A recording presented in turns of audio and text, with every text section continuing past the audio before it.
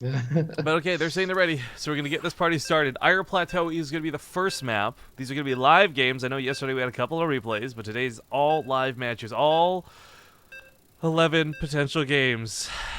Now, actually, it's sad because neither of these two were the ones who participated in it, but there was a really intense series between Bunny and Killzone, another TvT here in this tournament, that ended up going all the way, like all 9 games.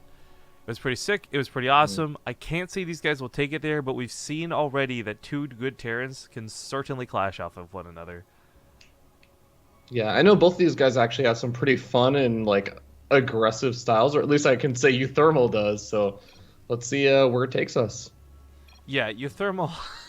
uThermal certainly does. We'll get into maps and stuff in a second. I just remembered though, Ravi, there's no best of 11 option on GameHeart. You literally cannot go that high. So yeah, that's super fun. So you just make it a best of 1, and then like you should add a little text box that just is like a really, really ghetto one. Can you even make it say best of 1? I've never actually experimented with it. Yeah, you can make it say best of 1. This best of 1. All right, I got this. Hang on. I got this. All right, so this map, we'll do this in a moment, guys. Let's say best of 1 for now. We'll fuck around with the actual overlay in a moment, because this is a very, very, very different map, and I really want to go over it. In the bottom, or top, middle, right, whatever, it's going to be the red Terran, uThermal. And in the bottom left, we have the yellow Terran player, Beastyqt. Oh shit, I'm a referee. Keep forgetting ref defaults to all chat. Sorry. Okay. So this map has 3 entrances to your base. This is like one of the big things to talk about, but they're not all necessarily entrances, and that's where this map gets a little bit confusing. Bunny and Killzone played on this map and were straight up confused. Watching them build was awkward, watching them scout was awkward, and then even in the middle of the game, they basically said, I don't know where to go. Now, we look up here to the north. This leads towards a gold base and a watchtower. Okay, pretty cool. Covered by rocks. Actually, for those who don't know, the entire middle of the map is covered by rocks, so there's no way to quickly run across. You have to scuttle on the outside, as we see these guys currently doing. But down here to the south, another entrance to your base, and over here to the right, another entrance to said base. But these all lead to areas that are kind of covered in very unique and interesting ways. You've got mineral patches blocking this ramp, so you cannot even tear down rocks and push up it. The only way to really do that would be through these rocks into the gold base. But then you've got the watchtower to cover it, so there's a lot of pros and cons. This map's classified as a quote-unquote new map. It's very different. But Ravi, this is actually your first time on here, so tell me, like, just initial thoughts, I guess. So initial thoughts was this is actually one of the maps, and I was talking with Avex when the map contest finalists came out, and this is the map that I was just like, dude, look at, like, what is with this map? This is, like, absolutely crazy. And this is probably the map that got me one of the most excited. Because I was just like, there's so many strange things that are going to happen on this map, and I'm really interested to see, like, does anyone actually take that, for example, that base that's blocking off the mineral patches toward the center of the map, closest to your main base, does anyone ever actually take that and mine from it, just so that you have, like, an easier pathway from your base to the center of the map or over to your opponent's side of the map? Like, that is something that I'm really wondering about. The Zelnaga Watchtower also covers a lot of area along the top side, so it makes it a lot easier to defend if there's anything over there. Like, there's so many considerations to take that I think the players have to play to this map. Like, you have to. Yeah, and I'm sorry, I'm just kind of giggling because the best of 11 option you suggested looks so fucking stupid, but I'm going to go with it. Okay, so there's a game you actually should definitely check out. It's on our YouTube if you guys missed it, Hearthstone versus Puck. What ended up being kind of funny was we had Puck actually proxy a pylon in here, inside the hidden grass, not realizing a watchtower is right here that Hearthstone had claimed and saw all of it coming. There's just, there's so many cool ways the watchtowers not be used. But here we go with Medevacs. We're going to have Beasty be the first one to move out. Wouldn't mind some Marines. This isn't really kill moves amounts of damage, but it is definitely get over there, cause some damage, and maybe get out with this army alive. It's going to be tough to get too much done here. He does unload preemptively, though, so he can walk up the ramp instead of unload into his opponent's army. Looks like uThermal will get that. Wouldn't mind. That's actually a pretty big pickoff. Marines also going to be dancing as he picks up and drops them out of the medevac. We're going to lose the medevac, maybe. Nope, falls back, barely gets out of there. Yeah, and I don't actually think... Okay, he did see the starport with the tech lab, so he knows that the Banshee is going to be on the way, and can actually prepare for that. He's already getting a Banshee of his own with Cloak, but... Okay, he's getting starting up the missile turret, but a little bit late. Yeah, he's going to bleed out some workers. This is not a fun feeling. And with all the Marines having been taken across the map, it's not enough really at home to sit here and defend, as we see even with that scan going down. But without targeting the SCVs, the turret looks like it will complete, and this won't be too much worse for wear. 4 workers go down, not the end of the world. He also stalled out a little bit on the other side of the field, trying to slow down that expansion while he takes his own, and even the turret's coming down here. So Beasty's pretty well covered for the time being. Even a Cyclone now out. Yeah, and uThermal actually gets away with that Banshee, so we can bring that back home, repair it up while he deals with Beastyqt's Banshee, which honestly just isn't getting nearly the same level of damage as 7 worker kills. Right, and this is where some of the problem comes into play. Like Beasty, of course, trying to get all of this out and happening. Oh, I love they saved the Banshee, by the way. Finds himself now at like a 10 worker deficit. He'll be able to help make that up with his command center being done a little bit sooner, so it'll probably be more like 5 or 6 worker deficit. But the nice thing about TvT is it really isn't about the workers the same way as it is other matchups. Mules help band-aid a lot of that difference. We've seen so many games where like a Terran player can even be down like 30 SCVs, and you can still come back and win it with good tank engagements and positioning. Yeah, and I'm actually really wondering, like, because this matchup is so dependent on having drop ships or, like, you know, medevacs that will just pick up a lot of your units, this is probably the one matchup where you'll see the most engagements in the early stages closer to the center of the map rather than along these kind of narrow outskirts and then choke points on the side. People ask about best of 11. Guys, the thing on the overlay is not a joke. Today is literally a best of 11. The grand finals of this tournament is a best of 15.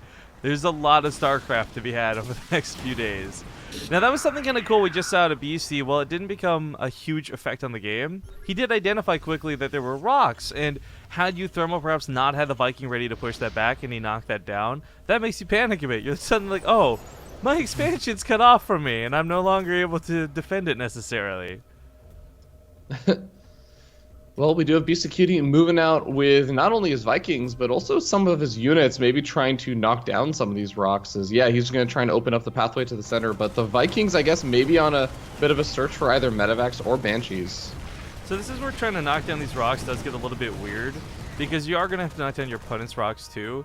One of the funnier moments of Bunny versus Killzone was Bunny actually knocked down these rocks, not realizing that all this did was open up the pathway to take down these rocks. Like, it was very awkward. I cannot stress watching 2 players as good as Bunny and Killzone being so confused and lost on a map. It was like this disgusting level of entertaining, because you're just like, oh, you would just assume that they knew better, but they didn't.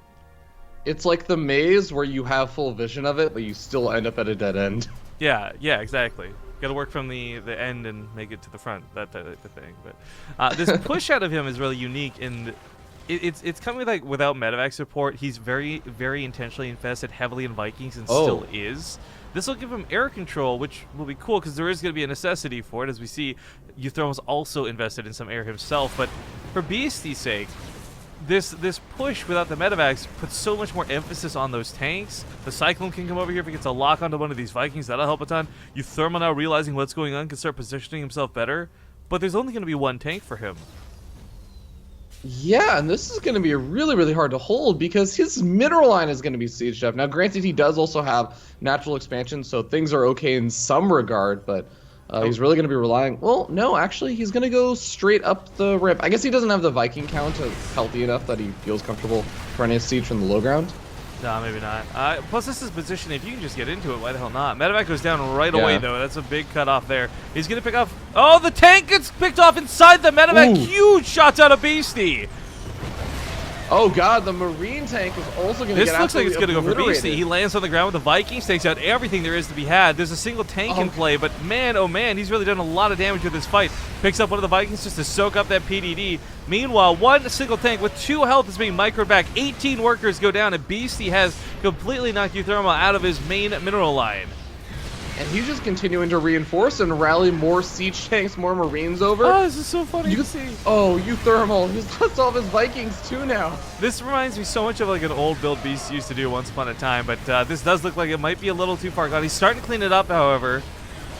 as he landed 2 Vikings on the low ground. That could have actually been the difference maker to take that fight. But uThermal, despite losing 18 workers, does take a third, and that's going to finish up in just a second's time. Don't worry, Beasty. We saw it, bro. We saw it. That was probably tank too, because he was probably typing. But The thing I wanted to point out before that fight began that I didn't get to was, even though there's that worker count, us too. Even though there was that worker count deficit, they had evened it up. It was like 46 to 43 SCVs on that engagement. So Beastyqt getting a lot of kills here is certainly cool, but what's cooler in my opinion is he's going mech behind this. Ooh boy. I mean, you don't have to be a Terran expert to know that this is not a common build in this matchup. Yeah, this is what I'm sort of wondering. How do you feel about the mech transition? Like, he gets this really big lead in terms of like the siege tank count, obviously. Well, I guess that's the actually siege tank count actually isn't that high. No, but oh, look at this air control. I was gonna say, I think BC was intending to do this one way or the other. When you invest that heavily in Vikings, usually it is because you're heading this direction. But mech has really lost its place in the matchup, and a lot of that has to do with the fact that you can't match the income/production rate which Marines produce. However, dealing the damage he did, knocking down the engineering bay, knowing he's gonna lose some Vikings into the map, that's gonna sting. Oh my god, nice catch out of uThermal. 5 of them! This ends up being devastating for BC. Look, that was like a quarter of his army supply in general. I was just going to comment though, like he had air control, so he had the ability to get away with this, but now that's no longer the case. He doesn't have medefacts to shuffle his own siege tanks around. He doesn't have the Hellbat account just to like walk into the Marines. uThermal's going to walk up this ramp and probably just go straight to BC's main. BC's covered this base, kind of forgetting that there's an entrance up here. Yeah, this is going to be quite a bit of a problem. Now, he does actually have not exactly a full wall off over there, but he has a couple of buildings that are at least going to buy maybe a little bit of time, but that also might just end up working against him, as the siege tanks are going to be unloading pretty soon. Beastyqt has his own siege tanks sieging up, though. Yeah, and this is where that problem for drops really starts coming back into play. If BC can't maneuver, he's got to have the air control, and that was his logic for this game. He lost the air control, and he can't maneuver, and that's all kinds of bad. But it looks like uThermal doesn't want to overly commit to this, so BC going to scout the medevacs picked up and left. The tanks are not that big of a threat.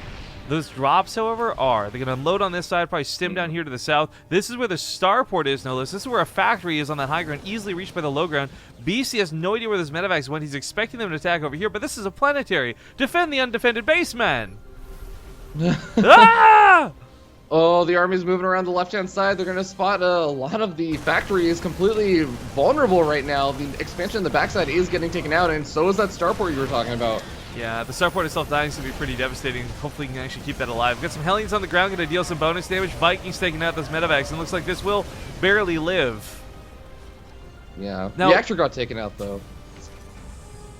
Yeah, that kind of sucks. I was going to say, though, commenting on what comes up next for this, though, considering we are still moving into terms of mech, I want to really emphasize just how good mech is. Like, I feel like if you can get a 200-200 army versus a 200-200 army, mech's going to take that more often than not.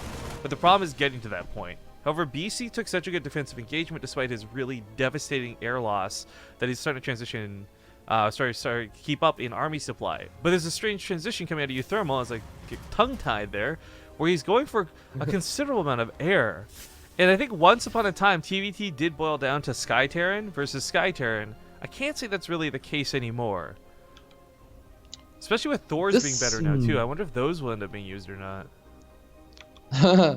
Well, I will say a lot of programmers are a little bit slow on the uptake in terms of like starting to utilize units that they have not used at all lately. Hellions on the right-hand side do not manage to make a whole lot happen. I think uThermal kind of catches it by chance. He does have another set of Marines move up along the top left-hand side, so both of these attempts for harassment are getting shut down. Well, what's kind of funny is there's a map in this map pool called Galactic Process, right? And it has very intentional secret tasteless hallways, right? Never get utilized. This map is like one giant tasteless hallway that forces you to use the outsides of the map, and now Beasty getting it caught off guard, out of position. The planetary can hold. Ooh. The planetary and the SCV line are not in danger here. It's the production that goes on the outskirts and the outlying parts of this. This is going to be a little bit annoying with the refinery going down, tanks trying to get in position. He knows that the Marines and those Marauders can't stim into him, so he continues to push to the north with the main bulk of his army. My concern here, though, is he doesn't really have a lot of fodder for this. He's got a significant amount of tanks, but man, uThermal is going to surprise him when he shows up with a 10 Viking lead over somebody who's been going only Vikings this game.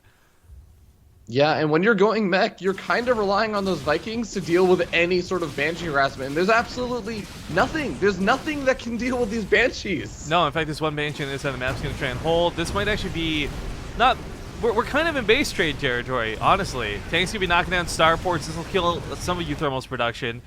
His main army is rallied through the middle of the map, so getting back home is not going to be easy. He's sending his air army back home, hoping that will be enough to deal with it. Beasty's starting to invest in Thors, realizing air is going to be a problem, but he's going to lose all of his ground army, I fear.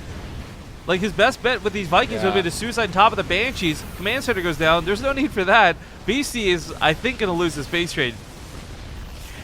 This is gonna start to get really, really strange. Beastyqt obviously gonna have to deal with these Vikings. The Vikings actually land to try and deal, or at least slow down these siege tanks. So suddenly the air superiority is not quite there, but I guess uThermal can't really afford to make any more Vikings. It's still a base trade, but the defense at home are like Hellions and Thors, and I can't say that this is gonna hold up against what's currently here. And Beasty will lose everything here eventually. It's taking a while to clean up, but he is gonna get cleaned up. Now uThermal's army not only topples in size, oh, I love this, transforming the Thors, you get that extra damage versus armored units, but also a little bit more range to shoot those from further away. So that medevac in some danger, but I just feel like it's going to be sore to actually break this army. Hellbats are pretty good. They're slow to the front lines if he can kite these around, but if he doesn't, Blue Flame on top of the Marines will kill them. They'll annihilate them, but they go for the tanks instead. Thor's just going to awkwardly derping on the side. That's going to be it for BC's army. Nothing left to fight with. GG. uThermal taking game number 1. Very nicely done. Thank you, by the way, to Timeshifter 8, Regeltus, and Blue Zealand. Sorry if we missed any other resubs, guys. I kind of forgot to get on that today. I also had a donation yesterday. I guess this was made after stream, but on my personal account, $25 from a gentleman named AVQC. So if you're lurking around today, please know that I thank you very much for that. Generosity is appreciated. We are going to go to a small break, though, while we try and figure out the next map. Again, if you guys haven't seen Twitter StarCraft's tweeting about this, go retweet it, go favorite it, all that good news. But we'll be back with more of this best of 11 when we return. All right, folks, we're back. Thanks for watching that first break of the day. So we're getting into Coral Killzone next, but before we do, I want to actually give some credit to Thought, the author of that last map. I was going to get that up on screen, but kind of forgot, so if you guys haven't seen all the maps, they're of course available on Team Liquid, but Ire Plateau was created by Thought. Ling420 also just hit up with an 11-month resub. Thank you so much. People commenting that we look tired. Man, it's like we woke up at like 6 a.m. for this, guys. Like it's a weekend, man. Nobody wants to be up this early, so of course we look tired.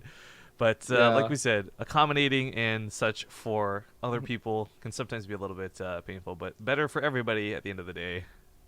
Yeah, I'm not gonna lie. I was kind of. Have you ever watched Log Horizon? No. It's an anime, though, I know that much. It's an anime about like people. It's like one of those animes about people getting sucked into an MMORPG world, and like I don't know why, but I decided to like start rewatching it yesterday, and I kind of got hooked on it again. How do you from the beginning? But you know how it goes. Like, how do you get hooked on that? What do you mean? How do I get hooked on that? Like, if you've already watched it, you already know how it goes, and you've already seen it. Like, then how do you like? I don't know. I can't rewatch shows. Like, I normally have that problem, but there's like 4 shows that I can actually rewatch like an infinite number of times, and I enjoy it more every single time I watch it. And that Log Horizon is one of those shows. Well, my attempt to fix the one appears to have made it worse. You know what you should do? You should just like scribble in a 1 now at this point. Like draw in a 1. I just need a better font. There's supposed to be an outline on it, but I think it's because the text is so tiny, the outline doesn't really show up very well. But okay, we're gonna go with this one and hope it works. Thank you, Superhero, for the 7-month resub. Please know that you're my superhero. I forgot to make myself a referee, so no problems here this time. Ladies and gentlemen, welcome back to the best of 11 semifinals of the BaseTradeTV Map Test Tournament. This is, of course, sponsored by Blizzard. $4,000 in prizing, all thanks to them. So kudos to Blizzard for investing into the future of the ladder. But poops all over the place. Are you going to join in on this poop party, Ravi? You don't want to be the only one not pooping at the poop party. There we go. All right, already better than Zombie Grub. Ladies and gentlemen, in the upper right side of the map, he's going to be the red Terran player, uThermal. And in the bottom left, we have the yellow Terran player, Beastyqt. And Coral Killzone is brought to you by the map maker, Sidian the Bard. Now, real quick, I've discussed this map several times. I've specifically talked about the way I think expansions will go, but I want some fresh eyes on this. So, your first time actually seeing the map, here, I'm even going to put my camera on you. You can take us for a quick tour before the action starts. All right, so it's let's angled start all sorts off of terrible. Okay, do me a favor. Hit 1, C, and then E. All right. And then let's see if that fixes it when I go back. So do 1 CE. 1 C E. Boom, fixed it. All right. No, cool. it didn't. Whatever. Take her away from your dragon. Look at the map from an angle. Well, over here you can see Beastyqt as a normal, natural expansion. You come down over here and you kind of have like this more outward expansion. And this is where TvT is really going to play into effect, because you can see your opponent can siege up right behind your mineral line if you try and take this expansion. So I almost feel like for a TvT, it may make more sense to try and take this kind of further up left expansion. Oh yeah, I'm going to agree with this 100%. The other thing to note is the rush distance on this map. It looks like a very, very small map, but you actually have to take a pretty roundabout path to get to your opponent's side of the map. It's deceptively long. It's not too terrible for rush distances, but yeah, you do not have a straight shot to the base. But it's funny because the expansion was one thing I've been harping on quite a bit, yet we still saw people like Neeb and Bunny take both of them as their thirds, and then just kind of attack each other through the middle. It was a little bit awkward to watch, and kind of exactly what you would expect to have had happen. But I certainly agree that in TvT, where tanks are so much more prevalent, where you're going to have tanks in every composition, whether it's mech or bio, that yeah, those middle bases will probably not be taken. But this is a very weird push out of uThermal. 2 Reapers alone can be pretty deadly, but paired up with a Cyclone, this thing's guaranteed to 101 just about any unit in the early game, including his opponent's Reaper, which he doesn't want to shoot, so whatever, I guess, not a big deal. Yeah, I guess maybe not paying attention to that Cyclone immediately at that moment, but the bunker is going to make it a little bit harder. Yeah, one of the things about the bunker is like it's never gonna like kill a big push, but it will usually stall. It'll buy time. The Cyclone has been completely thwarted alone by it. If this was just simply 2 depots and a barracks, he'll chip away at the depot and eventually break in. This Reaper that he ended up passing up an opportunity to kill is doing a lot of damage. It's already delayed the natural command center. It's killed off 2 SCVs. It might even kill off a 3rd SCV that's trying to build that command center. Yeah, I mean, the Reapers are rushing home to fight this. BC just kind of like accidentally gets like a really good trade-off here. 3 SCVs for that 1 Reaper. The downside is, though, he didn't really get scouting with that. He did hop up to the main briefly. I guess didn't get to see the gases, so I take it back. He actually got amazing scouting with that Reaper on top of the 3 kills. That was actually the best Reaper he could have hoped for. Oh my god. Yeah, he gets the scout on the tech lab and the starport and everything. And of course, on the other hand, you take a look at uThermal, and uThermal is the one that actually has really bad scouting, because his push it barely even touched the top of the ramp, and then it just had to back off. Well, looks like Beastyqt throwing down a scan, maybe just confirming what he saw. He's trying to see maybe what was coming out of the starport. But he's going to be a Raven first for uThermal, and he's going to just be getting up that Sea Shank Marine count up. Has his Cyclone trying to be aggressive out on the other side of the map once again, but it's I don't know how much it's really going to be able to accomplish. I have an interesting suggestion from chat, but I don't think this will work, guys. 11. Did you type out the word 11? It's not gonna fit. There's no way this works. I'm pretty sure it's not gonna work. No, I'll go back to the 1. I think. Shoot, I probably shouldn't have done this in the middle of the game. This would be fun to try and fix while this drop goes off. All right. Well, the Viking is gonna be able to scout this at least a little bit early on, but is the reaction there? Oh god. All right. Well, yeah, Beastyqt just doesn't have a lot. No, and this is that problem when you go for mech. Your production is a little bit slowed getting into this sort of rhythm of things. So the tank's set up a little bit late. The auto turret comes down. You can't really ignore this. It deals a ton of damage, so he's got to shoot it down. Tank on the other side is good position, but it's worth noting uThermal hasn't really done a lot of damage with this attack. It looks scary. It traded up for some army, but only... Okay, well, now it's getting worse. So I say only 3 SCVs had died when I started that sentence. Now up to 7 is a little bit better for it, but at the end of the day, BC still has an SCV lead, and uThermal just threw away a lot of units. Yeah, the other thing is, one of the big parts about mech is kind of building up that siege tank count, building up the expensive armies.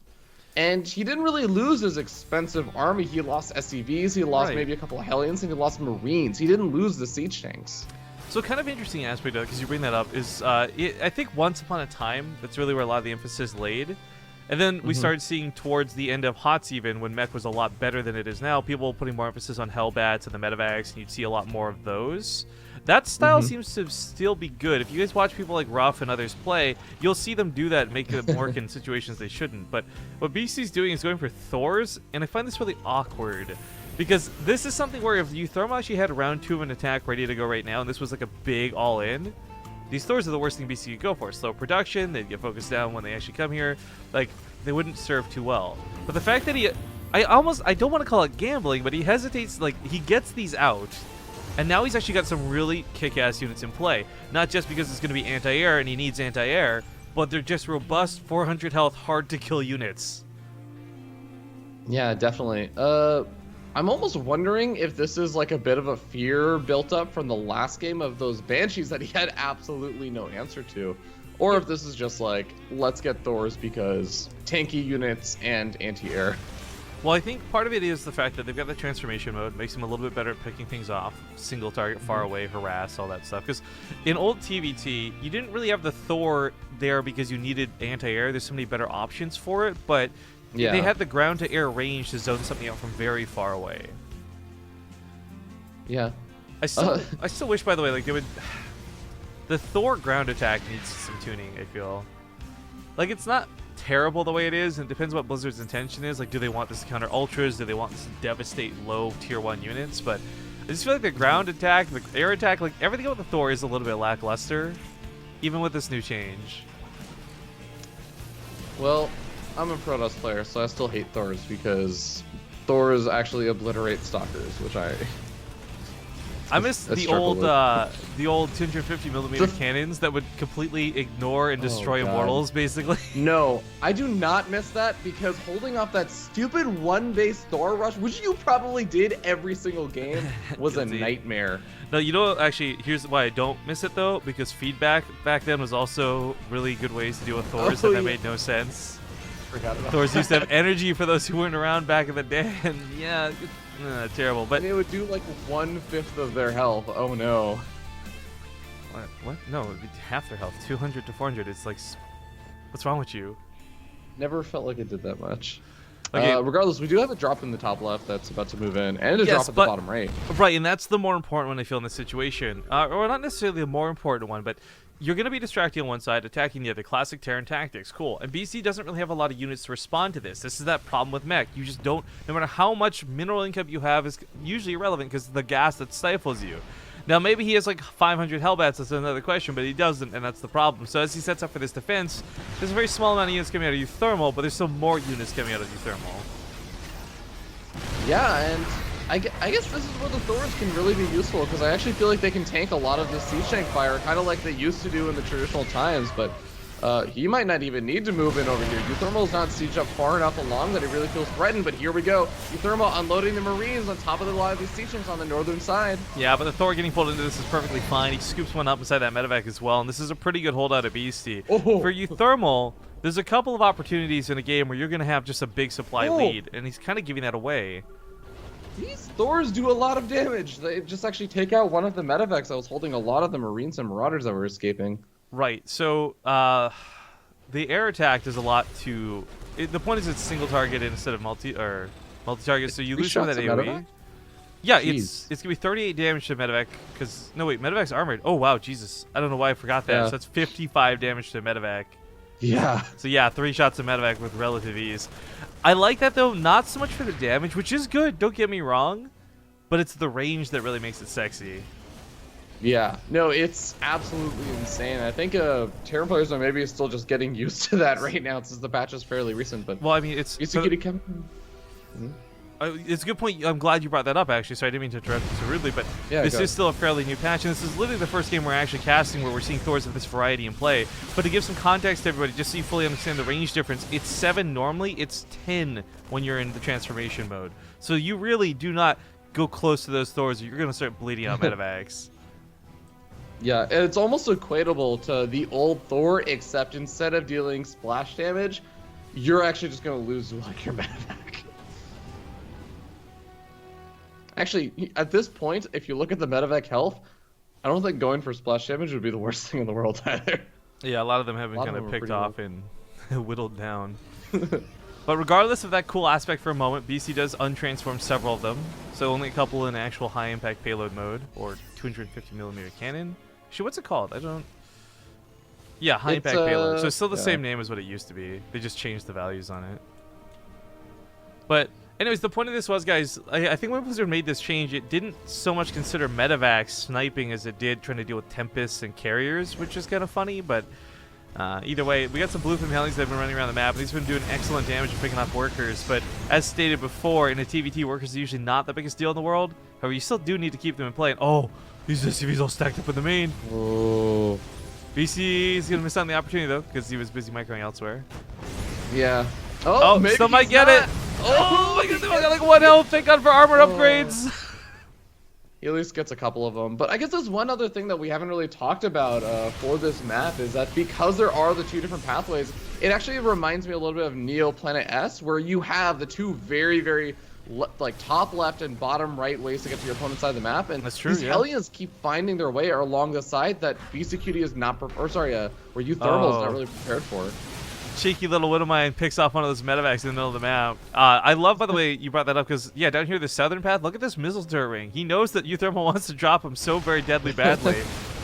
Posturing and poised, though. Siege tanks and Thors and Hellions, oh my. His army looks pretty good for the defense. uThermal is going to rush through to the main. There's no defense over here, but he can't necessarily pull back because there's a big attack on his front lines as well. If only this were a planetary and not an orbital, maybe BC wouldn't sweat it. Oh god, these slow march of the Thors as they try and make it back to defend. And they are going to be able to defend. I mean, the Thors are going to do pretty decently over here, but it's just how many losses he took in the meanwhile.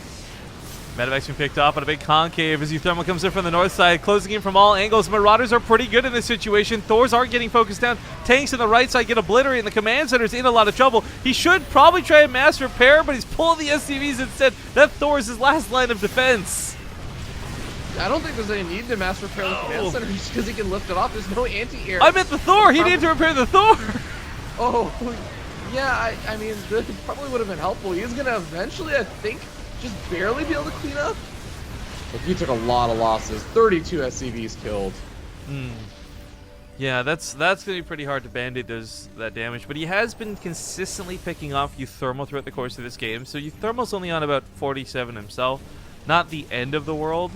But you're right, like that's a pretty tough number to deal with. BC does have like a 4th command center though, so this might not be the very end of the world. But man, he's gonna go for this base. I can kind of understand that process, but I imagine expanding northward would probably be a lot easier to defend. Although uThermal's got no tanks in this composition really. A lot more emphasis here on Marauders, which isn't a terrible choice. Yeah. Man, there's one Hellion sitting at 5 health and actually just denying mining entirely. There we go. Finally gets taken out. I guess that's one sort of thing about this map that kind of makes it okay. Yeah, you're only sitting on 29 SCVs, but let's be real, you're not exactly mining off of all that many mineral patches right now. Chat suggesting Thor should have a Reinhardt knockback. Yo, that would be so sick, but also broken as hell.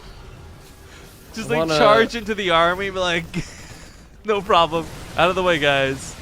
Double Hellbats coming across now to go for some SCV kills. BC is probably going to get a lot of damage done with this. Unfortunately, that hole in his missile turret ring in the main is compromised once again. This is a huge unload that comes up here to the north. To the south? Excuse me. How does he even move in over here? He's got to like slowly siege up his siege tanks because he has to move up the choke. Yeah, he's got no medevacs. He can't shuffle anything around. I mean, the Thors can take a one-on-one fight not badly. Meanwhile, he does kill a lot of SCVs on the other side of the map. That Hellbat push wasn't too bad, but if he loses his production, that's not so easily replaced. Oh, these missiles. And I really like this. Viking, please! Oh! Sick pickoffs with this Viking. Unfortunately, the missile turret ring did go down. Yeah.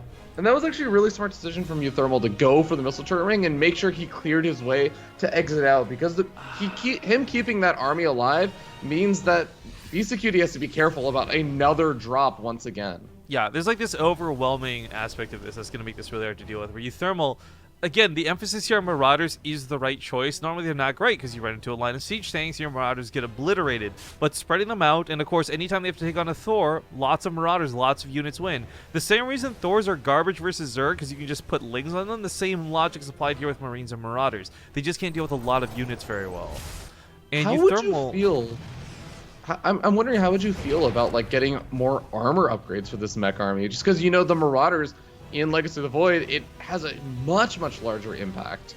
I think it would actually be a bigger deal if there's more air fights going on.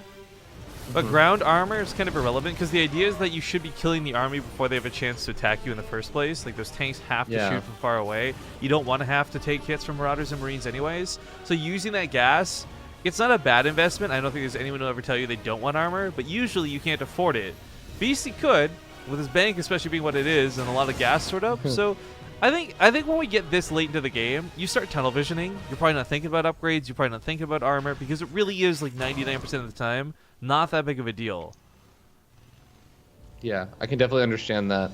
I think the only thing that would really impact is if this was like, again, air, but more on that later. We do have this weird spread out of uThermal as he kind of sets up this this estranged concave, but it is a concave coming in, and this is what you need to do. Like, again, I want to emphasize, Marauders are armored units. They're going to get obliterated by tanks firing at them, but if they're spread out, they can actually take those hits, spread the damage, and kill tanks so quickly. Looks like we had Hellion, so Shellbats get across once again. Man, the worker kill count really racking up this game, 48 to 49. Surprisingly even. I will say, you know, we finally have those center expansions established, though, so if Beastyqt ever manages to push back uThermal's army far enough that he can actually siege up in the center area and deny mining at that center base, that could actually really play a big impact. But, oh boy, this army moving into the bottom right. He doesn't even need to come in from both sides. Beasty could have saved this command center, which is a bit surprising to me. There was more Marauders than it was Marines. I'm also surprised, too, with the air control he's had this game. Still no investment in medevacs whatsoever. No ability to shuffle his units around. Hard to mobilize. Hard to respond to these multi-pronged attacks that uThermal's been doing. I mean, he's going to take the fight to the north. That's looking good, but can he hold the south simultaneously as he gets surprised with this flank? Marauders taking out his tanks, and this looks like uThermal, well, maybe not killing Beasty here, did break a majority of that mech army. And losing that mech army was such a big deal because he lost his main mining base. The other base in the top left is almost mined out. He really needs that one singular center base. Yeah, he's flying the orbital over. He's going to try and take the mineral patches. Again, I think maybe north and south expansions might be better, but also might be irrelevant. The tanks are sieging up, but this could be the last fight. Marauders just kind of splitting. No way for Beasty to deal with this. GG. uThermal is going to take game number 2. Yeah, I was worried about a best of 11 taking too long, but at this rate, whoo, I don't know, man. I'm hoping Beastyqt will be able to bring it back. Absolutely. You know, that's the thing about these maps, especially. Like, right? Like, these maps, you really don't, like, there's so much potential to bring it back because all you have to do is, like, play to the map a little bit, and your opponent oftentimes may not expect what you're going to do. Yeah, that's actually a funny point because, like, again, like, a lot of these maps they've played a couple rounds on even. Like, they played the round of 16. They played the round of 8. Now they're playing the semifinals. Like, there's no question that these maps have been seen by all the players at this point. But it is like, did you develop tactics? Did you learn anything while you were there? Anyways, the next map picked is going to be Annihilation Station. So this is a pretty interesting one. This is made by Mevis. We'll talk more about it when we return. But a small break while I host the lobby, and we'll see you guys in a couple of minutes. Alright folks, we're back and we're going to load directly into the game as we get into Annihilation Station. Now it is a bit odd to see mech come out so many times out of BC. That's twice now. Maybe this is his actual intention. Maybe it's just the situation. But either way, he's down 2 games to this guy in the top right. The Red Terran player, uThermal. At least he's feeling that way right now. 2-0. Not a bad start. And in the bottom left, we have the teal Terran player. It's Beastyqt. Now, I'm not sure why this isn't showing up on the overlay. Shoutouts to Robbie Blitz for the 3-month resub, as well as Alaska Winter 923 for the 27 month resub. Sorry for missing that one, man. Jeez. Louise, thank you for being such a long-time supporter here on the channel. This map, as mentioned before, was made by a gentleman named Mevis. We actually had him on stream a couple of casts ago to talk about some of the maps. He brought some interesting points around the middle. So very intentionally, no watchtowers on this map. But he was really hoping, and he said this in the interview, like, if a lot of engagements were going to go down, they'd go around the middle, and there's a lot of high ground, there's gas, like, there's a lot of ways to take advantage of the center of the map, which is certainly cool. But, I don't know, I'd ask you for your point of view on the map, but really, it's pretty standard outside of that. Your first 3 bases are pretty linear, there's not a lot of extra things to do. There's a little bit of paths, you could maybe go north if you wanted, but for the most part, your first 3 bases are all you're really focused on, I think, in a TvT, and anything beyond that ends up being situational to the map. Yeah, honestly, like, the things that strike me about this map have nothing to do with the map balance itself. Like, I'm looking at the natural expansion, I'm like, what the heck is Samu, BBQ, and Noodles? What do these numbers mean? There's like 18s and 32s and 50s at like these different expansions. That's what I'm wondering about. So there was actually a Reddit thread. It has something to do with like, I don't remember if it's exponents or like chemical formulas or something, but it's something to do. There's someone on Reddit solved this mystery because we had asked about it on stream. But I gotta give an answer, an honest answer, because this is one of our sponsors. Lonely Hornet asks, BaseTradeTV or Rifkin, is the Void headset plus glasses combo comfortable? Yes. Oh my god. I have used so through the years, we've been combination sponsored / given headsets by other people. Like, we've used Razer headsets, we've used the Banshee StarCraft headset, we've used CM Storm headsets, and like, if I'm good, like, I own a pair of like these fucking $700 Sennheiser headsets we use for casting, right? I will tell you without a doubt in my mind, these headsets from Corsair are the most comfortable I've ever had. Not only are they wireless, and that's like a cool aspect, shout out to like this weird like 12-hour battery. I don't know how they do it. It's devil's magic. But the comfortableness for your glasses is huge. I have the frames I wear right now when I'm streaming are very thin, but I also have a thicker frame that is also just as comfortable to wear. And if you're a glasses user out there, like, this is not me shamelessly promoting our sponsor. This is me trying to help out all the bros out there with glasses who have had to deal with uncomfortable headsets for years, because that's been my life. I love these headsets, guys. For those who don't know the story, like, TLDR, like, Corsair sponsored us because they like, heard me just going off about how much I love these headsets on stream. So like, oh, this guy really loves our stuff. Maybe we should like talk to him about a sponsorship. So, anyways, yes, that's the long answer, but the short answer is yes, they're comfortable. Now, uThermal's going for a very similar push to what we saw last game. This time, Beasty doesn't have the bunker, though. And I don't think a couple of Hellions and even a Banshee may not be able to contest this, all thanks to that Cyclone. Yeah, suddenly this is going to be a lot more successful than the last map. And the Banshee is going to come out, though. And if I guess he can catch the Cyclone after it's already done its lock-on, while the lock-on's on cooldown, he may be able to deal with this. Like, hey, there it goes. A Banshee can actually deal way too much damage for Cyclone to actually fight it. Same with an Oracle, which is kind of funny. An Oracle will actually kill it mono in mono, but backing away for the time being. I like this choice because this is still going to protect against drops. It'll protect against the Banshee back at home. There's really no reason to lose it in the middle of the map for any reason. Like, what's it going to kill? Like a supply depot? That's not going to be worth it. Yeah. Well, the Banshee's going to make its way across the map. Engineering base should be done just in time for uThermal, although I'm not sure that the first missile turret will actually be done in time. Won't really matter, though. Because if your camera's on mine... yeah. Yeah. There's a Raven coming out. The Cyclone is going to be nice. You can kite this around, but the Raven's what provides that detection. So as we see, that range is really hard to escape and easily dealt with. But that's a lot of Hellions coming out of BC, and you don't exactly expect 6 or so Hellions to follow this up. So that one Cyclone might be able to kill one Hellion, but there's going to be another 5 ready to fight. Not to mention the Raven and an odd Marine coming up after it, too. Gets the high ground. Gets a little bit awkward as he takes a very unfavorable start to that fight. Yeah, I'm sort of surprised he tried to go up that ramp after he took the initial shots, but, well, he's going to have to deal with his army pushing across the map. Now, I'm curious. BC is going for a Viking again right off the bat, which isn't a bad choice. You shoot down your opponent's Raven. Cool. Have a good time. But I'm wondering if this will go mech, and looks like with that second factory, that is pretty much confirming it. I'm actually worried we're not going to see it go mech, because... It could be over. Beastyqt has lost a lot of units throughout this game. Well, I mean, just look at the Cyclone. It's gotten its value. It's killed like 6 different units. Right, but consider this, right? Like, the tanks sieged up are going to have that dead zone. Hellions are fast enough to run into. The Marines aren't going to be able to contest this. Auto turrets deal so much freaking damage you can't ignore them. As we can see, both players have to prioritize them. But This is a bit awkward. 5 SCVs go down.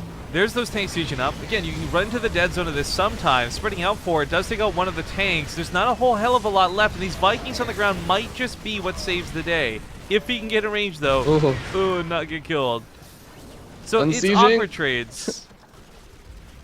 Oh, man. But good defense out of Beastie as he holds on.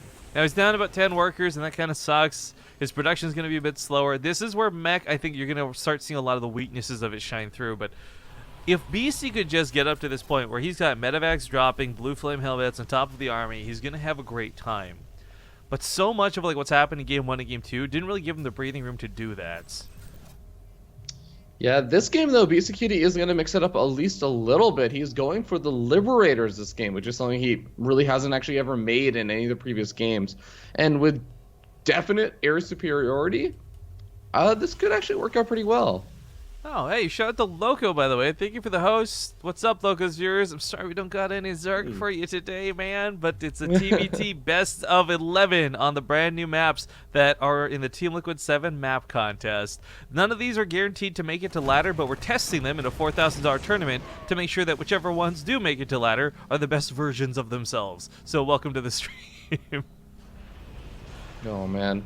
Well, we got the air army with a single siege tank moving along the bottom right-hand side, a very interesting force.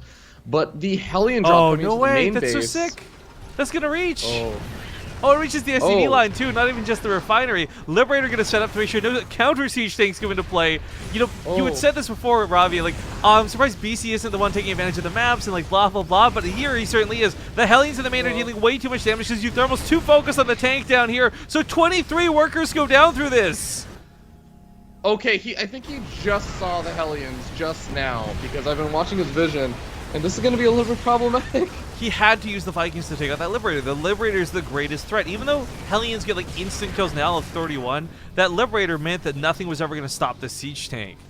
So this ends up being a better hold than not, but still 32 workers is 32 workers, and that's some pretty significant losses for uThermal to take this early. Oh boy, and not only that, but uThermal's got to find some way to do some counterattack damage, but he actually lost a lot of his army even trading out versus, say, the Hellions and everything. His army supply is only about like 7 or 8 higher than his opponents, and by the time he moves across the map, Beastyqt is going to have those reinforcements, that defender's advantage. Not only is he going to have that, but he might even have some good positioning it since he... Well, I guess now that he's taking the third, this might be the opportunity that uThermal needs to try and get some damage done. So, PSA, I guess there's a virus going around on Skype. I just had 3 people simultaneously message me about buying Ray-Ban sunglasses at a particular link. Hey, I got that too. Yeah, that's how you instantly get deleted off my Skype list if you're stupid enough to fall for that stuff. So, that's awkward. But yeah, just so people are aware, don't click those links. This should be common sense, but I know it's not. Crank even fell prey to this a couple weeks ago. Oh boy. Yeah, I'm gonna, one of these days, I'm gonna be like, hey, do you want to buy a pair of Ray-Ban sunglasses? I'm gonna link you to like isrifkinavampire.com. Well, the problem for me, first off, fuck you, but secondly is like, if someone I trust, like in my mind, I'm like, okay, Fear Dragon's not stupid enough to have clicked these links, so maybe he's actually linking me something and I'll click on it. That's when I get in trouble, right? But if it's someone random, I'm like, yeah, what a dummy. My problem is I give my friends too much credit, I guess. Double armory is coming down. So you asked about armor upgrades last time. We might actually see them come into play this game, all things depending. It might also just be for air and weapon upgrades simultaneously. I don't know. We'll find out in a moment. Hovering around here to the south of this Raven, auto turret harass is nothing to be ashamed of. It does a stupid amount of damage. It can get a lot of kills in 7 seconds. So we'll see if that ends up being the case or not, as the Raven is still looking to do something. A couple others come down, but not in the way he wanted them to. They're just unfortunately caught by the Vikings, so use them before you lose them. Stepping in here to the top side, though, Beastie's a little bit out of position, but with the amount of Hellbats he has, he should be able to guard against these Marines. Problem is, though, can he stop the tanks? And actually, problem is, though, can he actually catch the Marines? He can take a fight if he had to defend against them, but not if he has to chase them. SCV's going down inside this natural base, and 20 workers go down. A good way for uThermal to pay back that damage from earlier. Yeah, the auto turret harassment actually ended up being pretty important over there, as he not only is moving into the main base and taking out some of these siege tanks, but he's even maybe going to be able to take out some more of these SCVs. Make them Hellions as a gift chase! But I mean, that auto turret harassment was actually really important because it kept that army along the bottom side. It wasn't necessarily about pulling it out of position, it was keeping it out of position. Yeah, that's a good point. That's a good point. Well, we're gonna have Another armor upgrades actually invested into. So again, I think if you're playing any game where you plan to have more air fights, this is a really smart investment. It's good in general, but usually you don't have the time and the gas to build a second armory, much less those upgrades. Random SCVs in the middle of the map. Not sure what's going on over here. This is a miss rally. They're scouting. Yeah. Okay. When you're down to when you lose that many SCVs, I don't think you want to scout with SCVs, but the worker count has been somewhat equalized. Now, despite having these sensor towers, BC doesn't actually know about this drop down here to the south. He legitimately is scouting with that SCV for like expansions. Okay, that's Which cool. I feel like a Hellion could have done a better job with, because they also could have taken out SCVs, but you know, each their own. Down here to the south, he's going to see this coming way too late. Pulls up the command center. There's more Marauders than there are Marines, so this command center itself was not in danger of dying. But he's got to siege up and get some sort of defensive line set up at home. As he continues to push the front lines of his opponent, this isn't a planetary either, so both players are in a bit of trouble when it comes to defense. Dropping straight up to the main, though. Uh-oh. Nothing here is in position for this. Once again, Beastie doesn't play with medevacs for this, so he doesn't have the ability to relocate his tank so easily. SCVs are just straight up getting pulled into it. I guess he's hoping the losses here will be less severe than the losses he'll cause on the other side of the map. But this command center now threatened. It can't lift it, but it does. There's 5 Vikings waiting to shoot it down. I mean, Beastyqt is nearly guaranteeing that he has to win this game with this push-in. But the push-in is just doing damage so slowly. He's eventually killing off some of these workers. But uThermal's just buying himself time, and now he's going to come in from every single side. BC's army is, I think if it was just 1 versus 1 side, would have taken this fine. But the fact that the forces and the intentions are split, he does lose his entire ground army. In fact, all of his air goes down as well, and BC might just tap out there. I don't know. This is a hard position to recover from. If he does decide to hold on to the game, I mean, it will be a long time before he's got a siege tank count big enough to take on this bio army. It's 51 army supply at 27. This is, once again, one of those problems where mech really struggles with its production. If factories didn't cost gas, I actually think it wouldn't be such a problem. Oh boy. I mean, the problem, because I don't want to talk about balance, and I'm not trying to say like they should or shouldn't, but I'm saying if they didn't cost gas, there wouldn't be that same production problem. Either way they do, and there is, and this Marauder count going to get on top of the tanks, take most of them out. I don't think they push into these last 2, but they don't need to. They can just go for the natural base once again instead. Yeah, gonna be taken out. I mean, what little production Beastyqt has left at this point. Well, it's not like he can really afford to produce off of all these factories anyways. So it does actually hold on to this. Not too bad. And uThermal loses a large portion of his army, I guess accompanied by the medevacs, but as the second round of drops comes in, there's going to be a lot of Hellions waiting for him. Hellbats on the other side of the map trying to get some kills. So we've got about 7 so far, not too shabby. 8. Yeah, still 49 workers, though, to mine off of effectively what is 1.5 bases is going to be more than enough. Yeah, not to mention mules, but Hellions and Hellbats, good at fighting, bad at chasing. This army doesn't need to stand still at all. uThermal can just split and kite, and as we see, concussor shells turn out to be pretty freaking good against units like Hellbats. Oh, tanks turning this around, going on the siege tanks, and uThermal, I think this is like this is the final death charge. Yeah. This was actually a pretty good game out of BC. I like this a lot better than his first 2 games, absolutely, like 100%. But even then, as we're seeing, like he's just struggling to keep up with uThermal, who's just such a good player in this matchup. BC's not bad at TvT, but this is so interesting to me to see him get beat down so hard. Yeah, I'm really wondering if Beastyqt is going to try and mix it up and not go for mech one of these upcoming games, because he's down. Like, it's a best of 11, yes, but he's now down 3-0. That is, like, in any series, that's not a good feeling. I agree. Thank you, by the way, to Mescon, by the way, for the 6-month resub. Sorry, just seeing on the game screen so you can see that there. But you're right, it's not a good feeling. Maybe he needs a moment to... I don't know, it's best of 11. I don't know where these guys want breaks. They're totally allowed to take breaks whenever, wherever they want, but we're going to go to a small break ourselves, and we'll see you guys in 2 minutes. Alright, we're back, and just waiting for our German friends to join us here in the lobby for Namaste. This is one of Avex's maps, and we've actually seen this one quite a few times.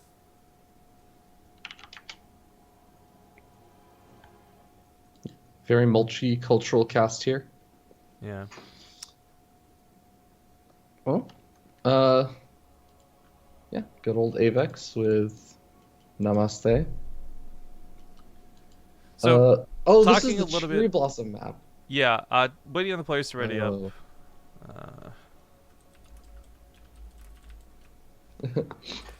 But there's a comment made out of Beasty. He tweeted about this. He's talking about it now in game. Like, he's pretty tilted. He says he's tilted after that first game with the Viking bug. And the problem is, like, I would have to go back through the replay because this is me playing off of memory, not off of, like, me saying something definitive right now.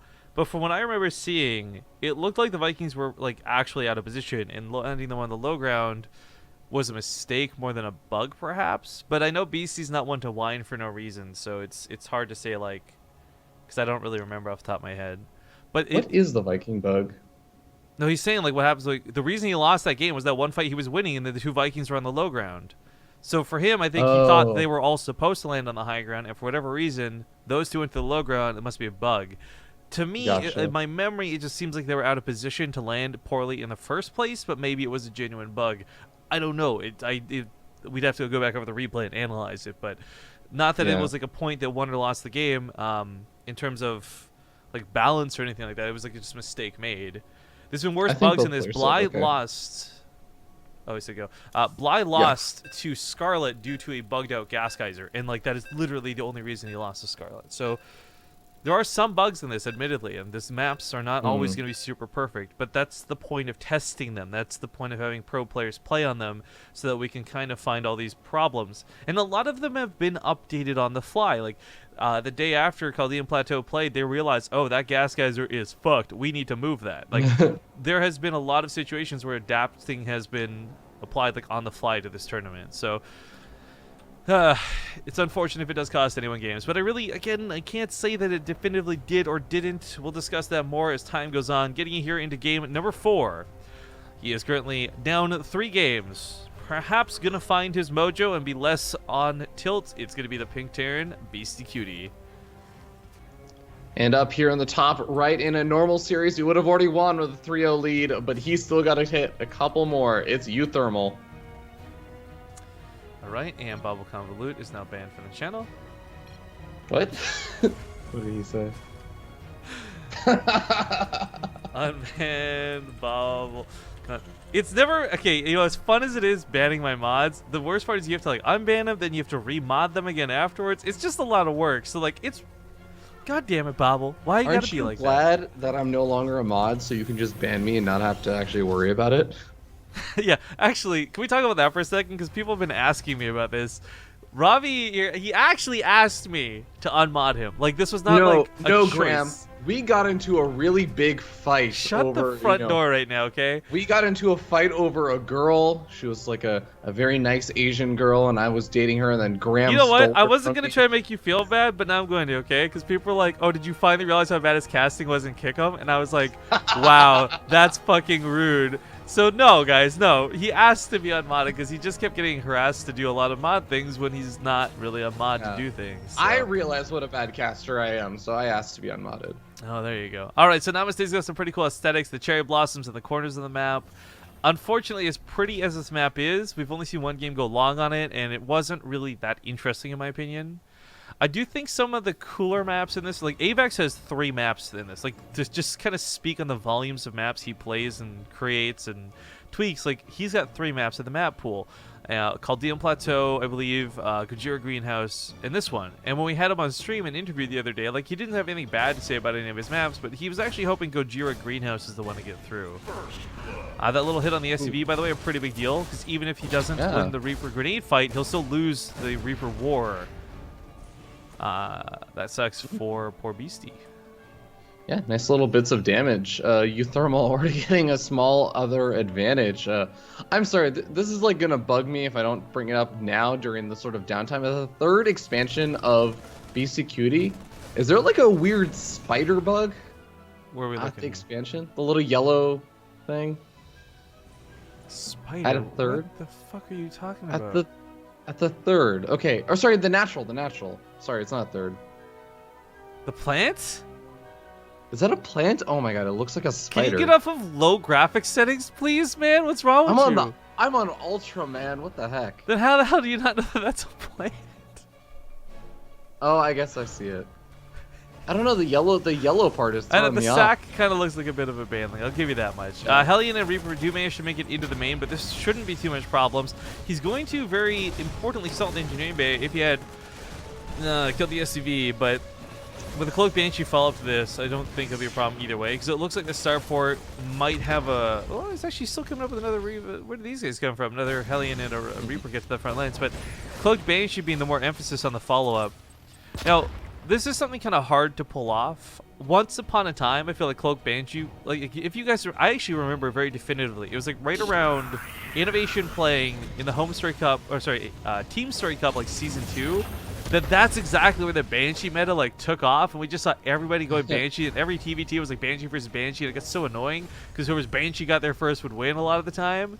But nowadays with things like Cyclones and your higher mineral income, like it's so easy to defend against them, I feel. And Beasty's not on tilt this game yet, by the way. He's gonna be soon. Like, oh, that sucks losing an SCV to another SCV, trying to get his natural base down. Oh boy. Got a couple of resubs coming in, though. Thank you, by the way, to SC2 Tris. Yo, girl, thank you for that 12 months. Congrats on the part 2. Send me a message here on Twitch. We'll get you the form and fill out a little bit later today.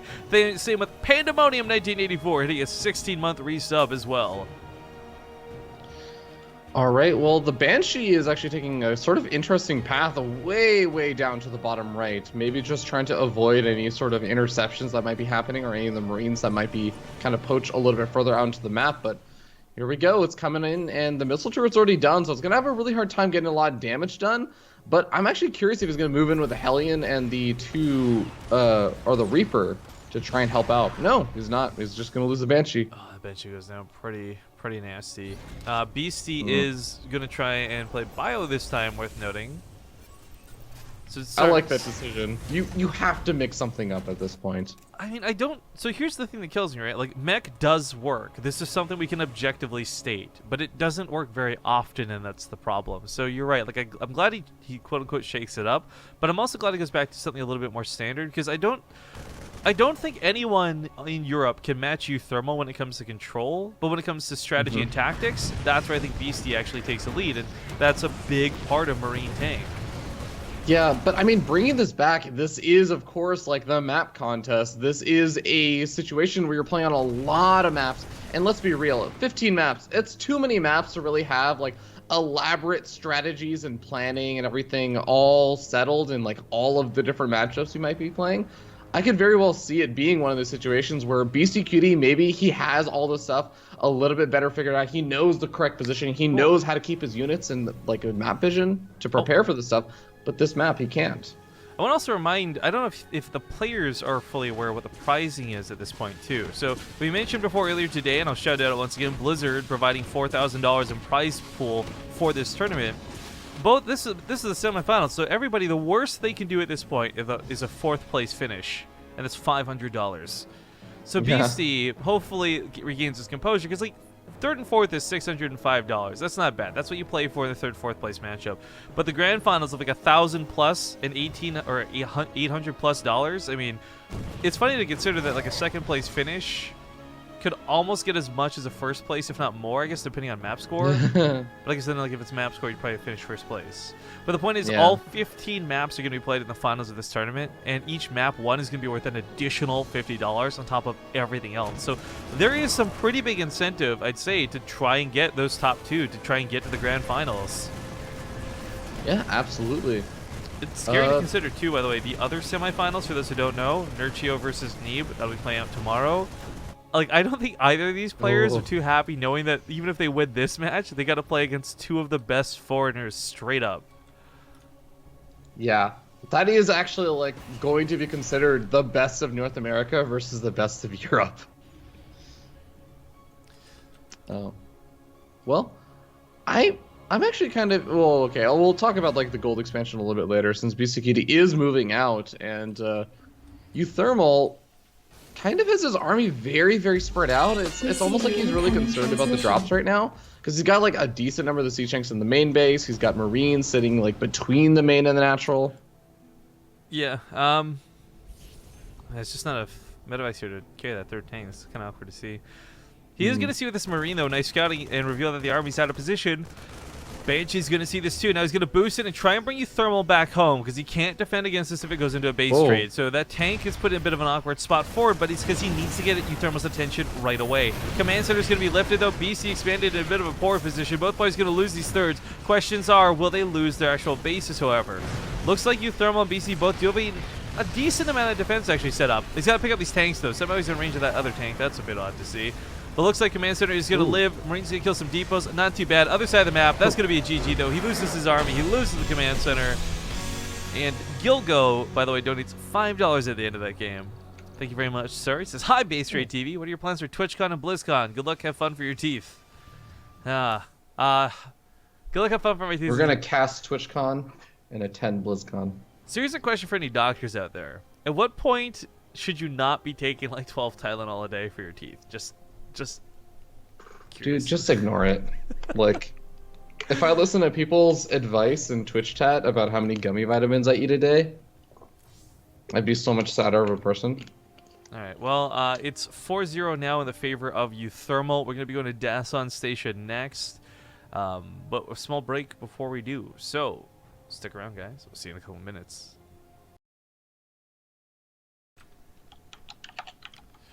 Oops, I forgot to put the players in their positions. Welcome back, guys. So Gilgo asked a question as part of his donation, and I'm sorry because we just wanted to get the ads out of the way. I didn't answer it. But now that we got the lobby set up and now that we things almost ready to go, plans for TwitchCon and BlizzCon. Oh, just one sec. Okay, you let me know when they're ready. I'm not going to read chat. So plans are to go to both TwitchCon and BlizzCon for myself and Zombie Grub. I know Fear Dragon has a little bit more of a limited schedule. Are you going to both, or...? I'm guaranteed going to BlizzCon. That's like happening. TwitchCon is like a maybe for me. Although I'm stupid and I bought my ticket, even though I had no reason to. I was just like, I want a ticket. So we'll see. Oh, okay. Well, I hope you'll be there to join us, and if not, not the end of the world. But yeah, looking to do both. For me, actually, the total schedule is Zombie and I are aiming to do or try to do JMAC Montreal, TwitchCon, BlizzCon, bare minimum, plus a couple of other things that haven't been announced. But my only maybe is DreamHack Montreal. I'm for sure doing TwitchCon, I'm for sure doing BlizzCon. So if you guys are going to either, I hope to see you guys there. But it's funny, he mentioned this in the lobby. Last time he was on this map, he got worker rushed. That's right, it was the game versus Snoot. Spawning in the middle, left center of the map. It's going to be the blue Terran. He's up 4-0, uThermal. And in the bottom center of the map, we have the yellow Terran player. It's Beastyqt. Now this map is a little bit odd. It's made by a gentleman named Enik. Enik, by the way, is one of the only Koreans, or the only Korean map maker that had one of his maps get through, or I don't know how to phrase that better, but he's Korean, so this map definitely has a lot of different thought process going into it than a lot of the other maps we've seen, and a lot of this has to do with this weird little ramp here, which is not, as we learned, misplaced. This is actually very much intentional. But just like Iron Plateau, or whatever that first map was that we saw today, most of this map is designed and encourages you to go around the outside, not necessarily through the middle. But there is this very awkward thing where you can just rush to your opponent's base, and that's how all these games have gone. And again, last time uThermal was here, he got worker rushed, so I mean, this map can and is stupid. I mean, like, take all of that into consideration. Now just consider that it's TvT, and we have been seeing like Banshee openings and constant drop harassment and everything else, like charging into the map. I really just feel like these air distances are like shorter than Scrap Station. It's kind of ridiculous. By the way, another donation came in. Sorry, it was during the break, so you guys probably didn't hear anything as things were muted. And it's not showing up on the stream for some reason, but maybe for good reason, because it's not the Spider donating $5. This is, hi, Rifkin. I'm just a plant. Don't mind me sitting on your shoulder. Fear Dragon can confirm I'm just a plant.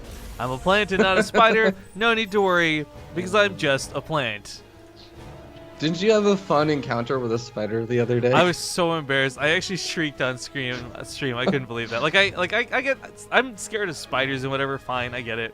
Cool, Rifkin. But I didn't actually think I would be someone to scream on stream about it, because I was just like, what the fuck is that? Like, it was right next to my foot, man. Do you follow spider theory? What is spider theory? It's like olive theory, but with spiders. Whoever you like, if you are someone who's afraid of spiders, then you have to marry someone who's not afraid of spiders. Oh no, I need to tell you the story in case you. I know I've told this on stream, but I guess you haven't heard it. When I was at my sister's wedding, there was this girl at the table, gorgeous by the way, and a bug came on the table. She just picked it up and shoot it away. Ooh. And I was like, basically, I love you. We kind of did some joke flirting after that, right? Like, will you marry me? Take care of me and save me from the bugs. But half an hour into this, my sister pulls me aside and she's like, you shouldn't waste your time. I'm like, what do you mean? He's like, oh, she's gay. And I'm like, God. You have the worst luck. Yeah. But Like, I I was think like, you have that- an attraction to women who are just love like joking around about relationships instead Maybe. of getting into them. maybe, but I was like, man, she would have saved me from so many spiders, right? Like, that would have been, that's the dream. Sheer Shiny donates $5 and says, get some Oragel Severe Toothache Gel. I had to have a root canal because of an abscessed molar, and it's the only way I survived. I have no idea what that is, but I'll definitely look into it because this toothache has not gone away for the last 4 days. Ooh, this is a pretty scary push-in over here. As 3 Hellions drop on the high ground, and they Yeah. actually took out most of the Marines. There's and a tank, these though. Reapers. If the tank was siege, this would be a very different story, but BC with an unsieged tank can still defend against this.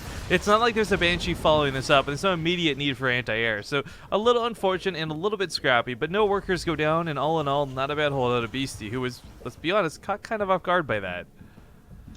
Yeah, I mean, that was just surprising. 8 Marines did end up going down. Oh, this medevac is barely going to escape. So we do know expansion. We do notice expansion. It's coming outwards, by the way. This is kind of cool to see because it's a map that like you could risk taking this gold. But I feel with Terran, the bigger problem isn't even that this is like a rush distance close to your opponent's base. It's the fact that well, that Viking's gonna go down. That sucks. Oh, it's the fact that no if you take this Marines. base, you can just put Marines or tanks or anything on the other side of these mineral lines and have a grand time. Like you should never take a base like this in a TvT. Tank's gonna move out and catch these Reapers. I'm not sure why there's Reapers in the first place or why BC landed that second Viking. A lot of questions to be asked right now. But this push, as we did learn recently, if you put it at the bottom of the ramp, or even just over here to the right of the ramp, you can certainly police and control this portion of the map. I'm really interested by the 3 SCVs that he's bringing in. Like, that feels like a little bit more of a commitment. But yeah, this is the weird thing. The siege tanks, I don't think they can fit up this ramp. Yes, they can. They just walk across and down from BC's ramp. Robbie, sometimes I swear to God, man. Like, actually, you might be right. I take that back. I was being really condescending to you right now, but he did break down the rocks, so I don't know if those can fit up or not. Yeah. Like, yeah, he's taking them out. I don't think he can fit up the ramp with the siege tanks. All right, nice catch. Spend that time. I take back my asshole comment. Nicely noticed. I forgive you, Graham. I forgive you. I know the Archons, but that means I guess Archons couldn't fit down there either. I know Immortals could fit through because we cast that really intense PvP here, so that's why I assume tanks could as well, but I guess maybe a little too fat. Takes out that tech lab. This gets a little bit dicey now for uThermal because you won't be able to build any more siege tanks, and the one that he's building is going to get caught in a pretty nasty spot. The Vikings are landing, the Reapers are made, but this is getting a little out of hand. He's got to pull the SCVs. The factory's almost going to go down. If he could have denied that siege tank, that would have been marvelous, but either way, he's going to get worker kills for his trouble. Yeah, he's gonna get a lot of worker kills over SCVs here. were pulled to repair! Oh, the splash damage. And this factory is not being repaired as you were saying. It's down to 60 health, and he doesn't. He's focusing it with the Viking. He focuses it with the tank. He starts backing away from this. This is a huge production leap forward for BC, but I do need to remind everybody, this is a one base all in out of him. He's not built a command center behind this, and even though uThermal does have a command center / orbital down, the worker count is not enough yet to leapfrog forward, especially missing an entire factory.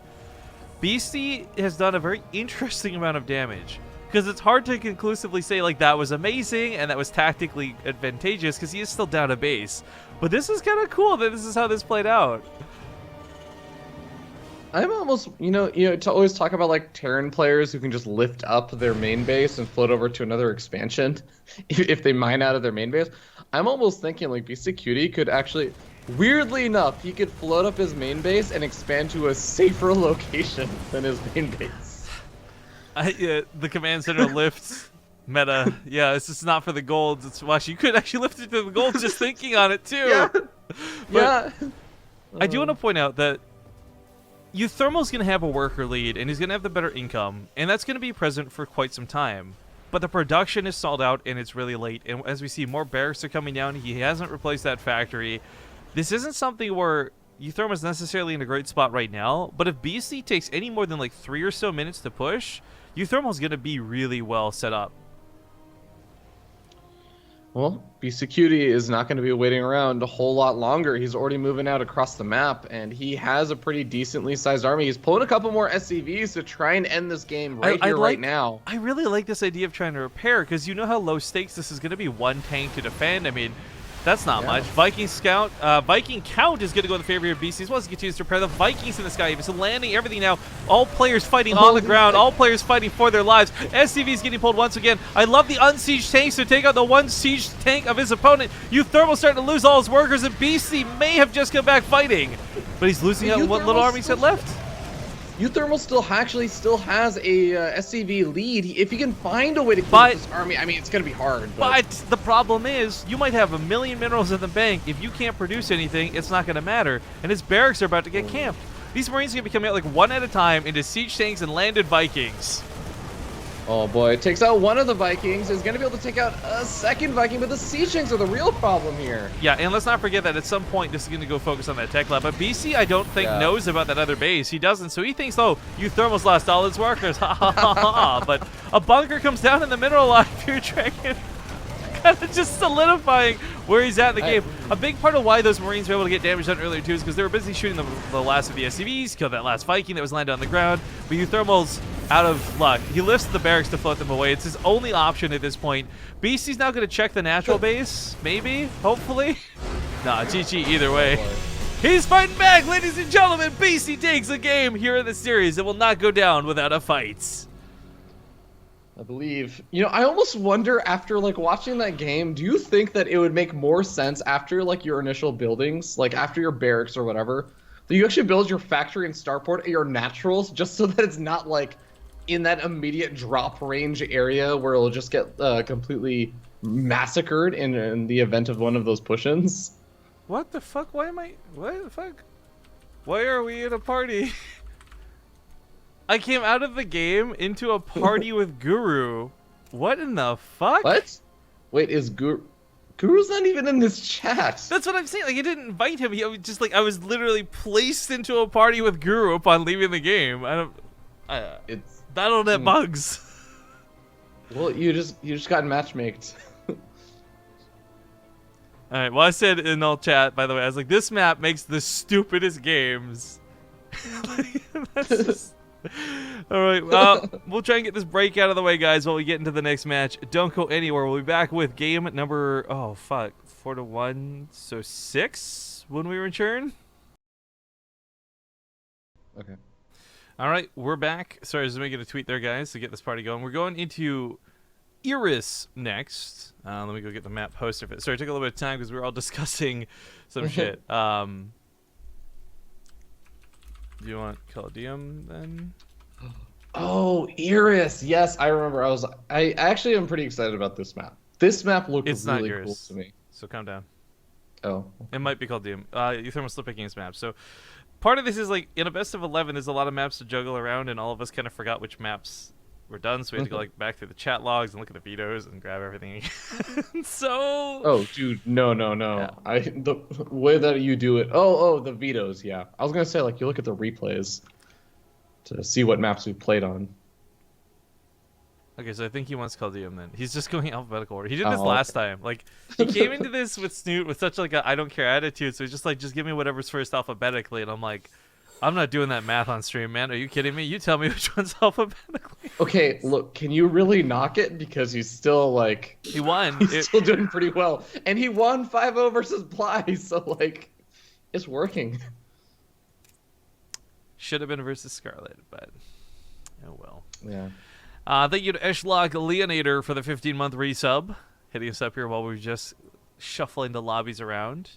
And again, if we've missed anyone else today, Darren MB41 as well, thank you for the resub. And if we've missed anyone with shoutouts, please know that I'm just bad at juggling things, and I love you, and sorry for missing, and get the lobby up.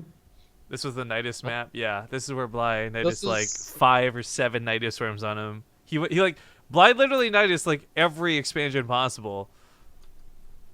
Fucking Bly. Yeah. This is one of the maps that's listed under gold expansions. Which is weird because I really don't know why it is. We'll get into the map and talk about that for certain, but... There are 4 gold expansions on it, technically. Or, sorry, 5? 6. There's 6. Man, BC. But the point of it is, like, it doesn't really come into play, and we'll talk very strongly on why once we show you guys the map as we load into Chaldean Plateau. The score is 4-1 currently. It is crazy that this is the best of 11. I mean, 2 more games away from potential victory for uThermal, though. That's very true. BC just kind of shouting, "Finish me off" in chat. But I mean, as much as he may be joking or serious, I don't even know. BC is not a bad player. Like, we invited him to the tournament with good reason. I wasn't desperate for Terran. You consider there's so many different options out there, Major amongst others too, that we could have alternatively gone with. I'm glad BC accepted. I'm glad BC's playing, but I do hope that BC shaked off this funk with that victory in the last game. He's still up though, 4-1. Excuse me, not 4-2. He's up 4-1 as we get into game number 6. Spawning upper left side of Chaldean Plateau, it's going to be uThermal. And in the bottom right, the blue Terran player currently down. It's Beastyqt. Does this gas need 4 workers? I know, but the gas. I think it should be okay. In-base expansion have been fixed. Yo, that gas geyser looks cool though. It's got all the thorns around it.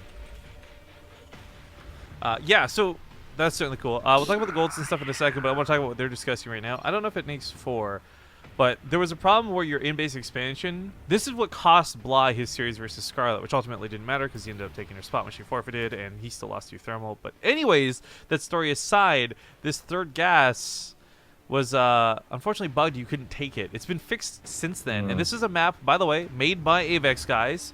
Fear Dragon mentioning before we got into the game that this is considered and classified under the gold-based maps for the contest. And as we can see around the map, like, there are golds, but they're like not really relevant golds, I guess. Because you look even on the outer edges, like, these are normal bases. The golds are all on the inside of the map. Oh boy. Gas needs 4. Which one? Oh, I guess the far right one. The further one. Yeah. I'm like staring at this, and I'm actually not sure. It looks pretty close.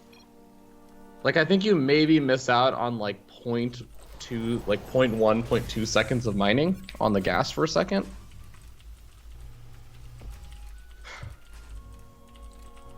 Oh. Regardless, we do have a Reaper opening coming out from Beastyqt. The SCV from uThermal to scout this out, and is going to sacrifice its life. Doesn't make its way into the main base. But at the same time, uThermal does have his own Reaper. Where is that Reaper, though? Okay. Reaper's just making its way across the map. And I guess Beastyqt is going to try and ambush it at the top of the ramp, which is kind of cool. Yeah, so actually, I guess we talked about the gold bases, but to talk about the actual layout of the map for a moment. First off, nice shot. You do have this weird extra entrance, but you can knock these rocks down and it will block off this path. uThermal's been consistently building depots down here, but you can knock down the rocks. This should, in most cases, be your natural. I guess if you really want to, you could take these up here as the rocks down really quickly and expand in base. But this is kind of cool what Beasty's doing, and I wish he almost did this in a bit more of a crafty way, where he puts his tech behind the high grass. So if a Reaper did manage to, for whatever reason, hop up here, he wouldn't actually scout what was going on. Should he have like just dipped into the base and back out? Yeah, I'm also wondering like how for example, the gold expansion like area, not exactly in terms of taking it, but how it'll work in terms of TvT if your opponent sieges up over there and you try and take your in-base natural, like that could really backfire very, very quickly.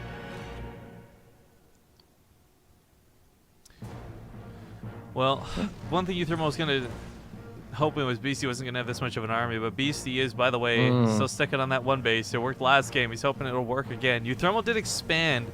Timing for this, though, is going to look a bit better for him. Tank's going to be out and good to go, and this isn't that small rush distance that Dason Station provided.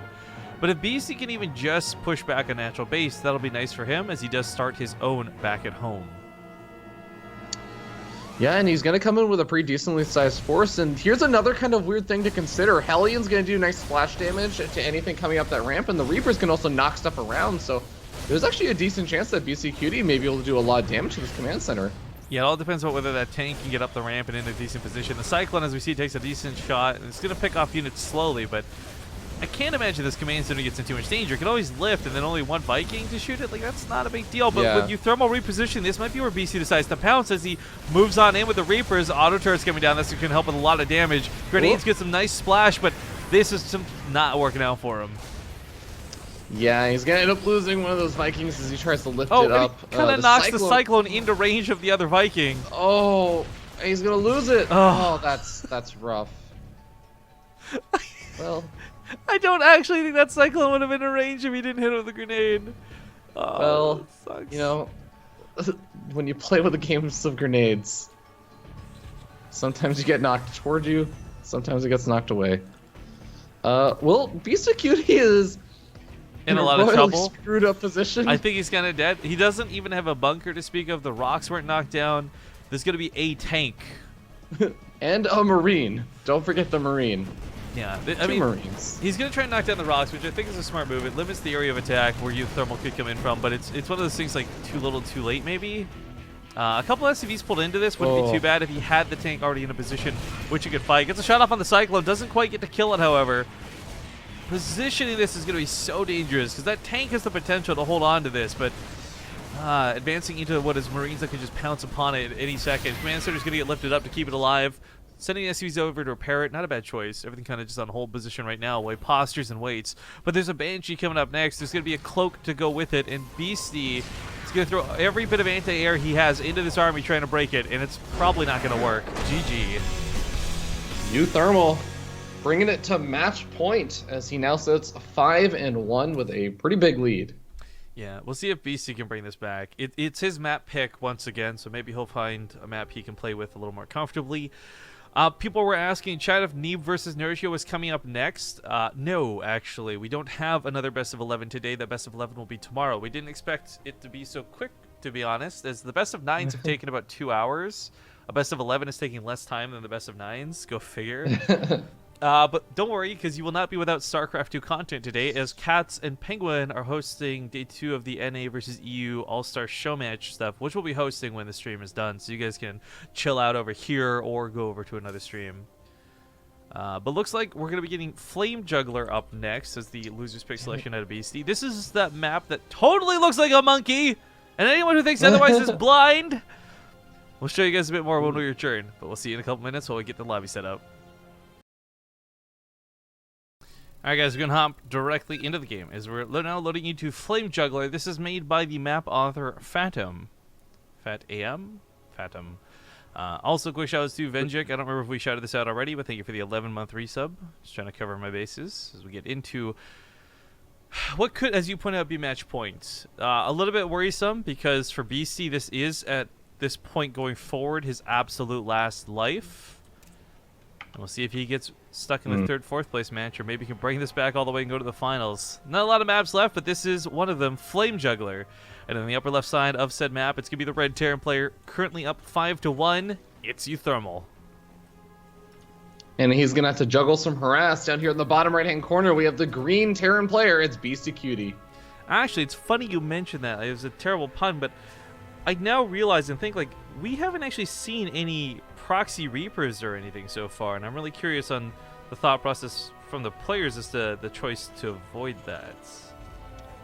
I think a lot of the maps, there's like maybe 1 or 2 maps that I can think of, but a lot of the maps I feel like there's not really been a lot of area to play with Reapers, right? You've had a lot of, for example, the like doubly high ground cliffs up to your main base. That's true. Or you've had like really, really weird roundabout pathways to get to your opponent's side. Or you have like a map that's just like, well, you can actually just walk into your opponent's main base anyways, so you don't even need Reapers to hop up a cliff. Yeah. Really quick, by the way, because one of our subscribers, TvT Wings, hey, we got to meet and hang out with that guy in Austin. Shout out to him. We're working on a show match between some of our sponsors right now for Ting and Yord, for those who missed that the other day on stream. And it's been confirmed they're both willing to play at the end of June, but we don't have a date set in stone or a time yet. But I will definitely let you guys know on Twitter and Facebook, because, I mean, it'll probably be something short, like a best of 5 or something, but it's really funny because they've both been pretty generous. Like, with no confirmed prize pool or anything to promise, they both have been talking like, oh yeah, I can provide $100 in Ting, and the other guy's like, well, I can give you $100 coupon for a watch at our store. Like, I love that they're both getting into it, which is what I find so funny. So I'm really looking forward to seeing that play out whenever it does play out. And you bet I will advertise it, guys.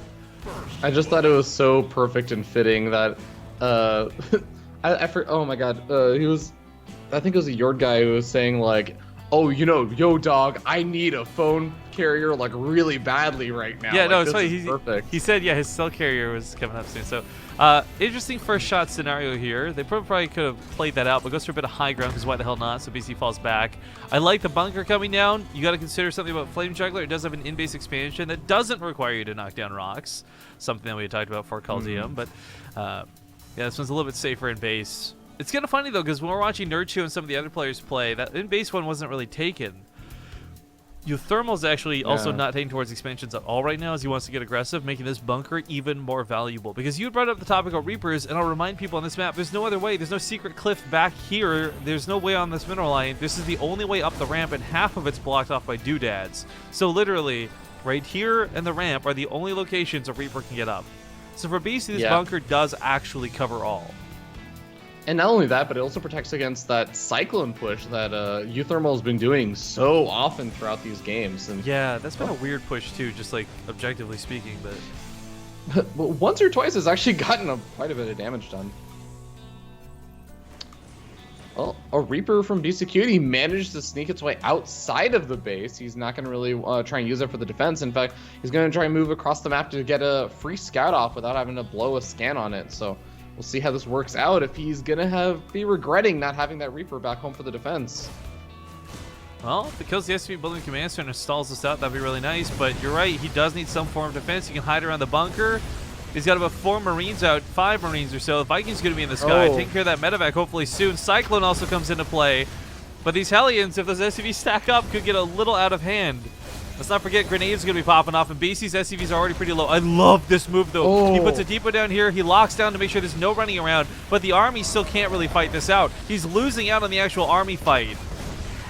Oh man, some of those Reaper grenades have been actually so important in keeping the cycle. Look at how low a lot of these units are, but just still staying alive. Oh my god, he's still got to worry about the Reapers, but he focused on the Hellions, which are the real threat in this. He got his command center down so much sooner than his opponent, and he knows this because of his Reaper scout on the other side of the map. In fact, uThermal still doesn't put anything back on building it, but that's just a little too much trouble, I guess, and BC's going to tap out. I really actually don't know that this is the situation he needed to either, which kind of sucks. Like, the tank was on the way. The command center wasn't finished. They had, like, even army supply. They had even worker supply. Like, I think that was one of those, you know what? If this was a closer series, if it had been, like, a score of 5, now, you 6 know what it or something. I think he's still just on tilt. And yeah, exactly. I think that plays such an important part in this. Well, this sets up both half of our semifinals and half of our finals and half of our third, fourth place match, as uThermal will be the one to move on to the finals. But you'll see BC come back again for a third place match. We're gonna keep the third place match kind of short, guys. Like, that will seriously be like a best of 5 or something, just short, because the best of 15 is gonna be the main event for that Tuesday. But it's not also gonna be a best of 15.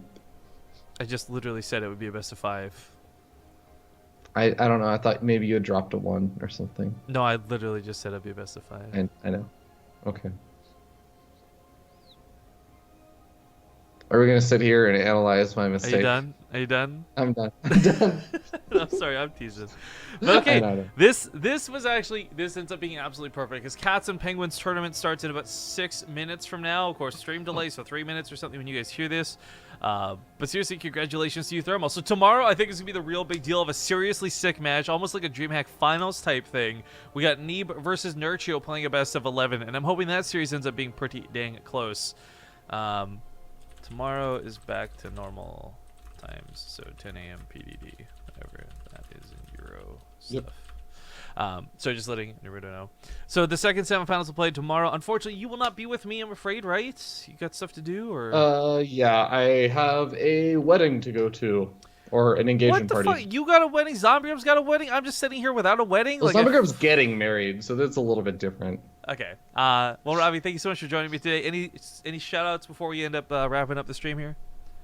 Yeah, thanks for having me on. I had fun. I was a little bit worried because I was like, "Oh, TvT. No, dude. TvT I this think is was not my really matchup." short or really long. Like, you were gonna be fine in either situation, because like if it goes on Yeah, long enough, you don't have to have that much game knowledge because like the players will be set in stone for what they're doing. And if it's short, well, they're like, cool, it's over, easy peasy. yeah, yeah. But I definitely had a lot of fun, and I'm especially really enjoying a lot of the maps. So big shout out to all the map makers who have made any of these maps, like giving. I will say, like, even some of the maps that like people have maybe been like not a big fan of, they still yield to like at least entertaining or interesting games. So big shout out to you guys. There's actually a pretty important PSA to make off of that note too, where you guys should make sure to vote on the maps when whenever Team Liquid opens that, because you'll help the map makers, win some money, and that's cool. But also definitely, again, if Blizzard sees like 5,000 people are voting on, I don't know, stupid ass Dason station or something, they might consider putting that in the ladder. Again, 15 maps. At most, one, maybe two of these could make it to the next season of Ladder, and there's certainly some good contenders here. So make sure to vote when the time comes for it, guys. But just quick shout out to all of our sponsors, G2A, Your, Cheers for Gaming, Arcade Block, and Corsair. You guys know how it is. Make sure to scroll down below and click all of the links. The only one I really want to push here is because we're about a couple of weeks into it now, the Arcade Block giveaway. It's a StarCraft 2 Risk board game. We showed it off on stream yesterday. There's pictures on Twitter. We'll show it off again in the future. It's not an incentive for you to buy raffle tickets in order to win this, but it's a reward for people who are buying subscriptions to NerdBlock, to our brand new sponsor here on the channel. So make sure to buy a subscription, and if you do, screenshot your proof of purchase and send it to us on the channel. We had someone buy an arcade block yesterday. That puts us up to 8 people entered into that raffle. It's signed by players like Snoot, casters like Total Biscuit. There's plenty of really cool reasons to have this board game, guys, and there's 4 secret messages written inside by myself, Fear Dragon, Zombie Gub, and Holy Moly. Let's, the only other thing I really want to touch on before we disappear is going to be those shirt sales. And I bring this up because the Teespring is still going. Civil War Day 2 is going to be coming up in 2 days, guys, on the 30th. For those who don't know what the Civil War, it's a tournament with cool skins and things for StarCraft 2. We got the Tal'Darim versus the Templar. You got Team Templar, which is Drogo here. You got Team Tal'Darim, which is Hearthstone over here. You can buy shirts, and the thing about the shirts isn't just like, oh my god, it's hype for the tournament. Sales from these shirts are going to the players' teams. BaseTradeTV, we're making like 10% of the sales or something. 15% goes to tax, 25% to the artist, 50% to the players. I think whatever that, like, I think it's like 10 or 15% left over. That's what we get from this. So it's not about us making money. It's about trying to show everybody else that you can sell shit for players and give them cash. So make sure to buy one of these t-shirts if you think they look pretty cool. And let us know, are you Team Tal'Darim or Team Templar? But, of course, more on these when we get back to the Civil War tournament in 2 days. So we're going to end the stream with some commercials, guys. Make sure to follow the stream. Make sure to come back for more awesome StarCraft 2 in the future. Make sure to follow this guy on Twitter, FearDragon64. Make sure to follow me on Twitter, Riff_Kings. But, yeah, we're going to go host up Cats and Penguin casting the EU versus NA All-Stars show matches. So thank you guys for watching, and we'll see you tomorrow with the other best of 11, Neeb versus Nurchio.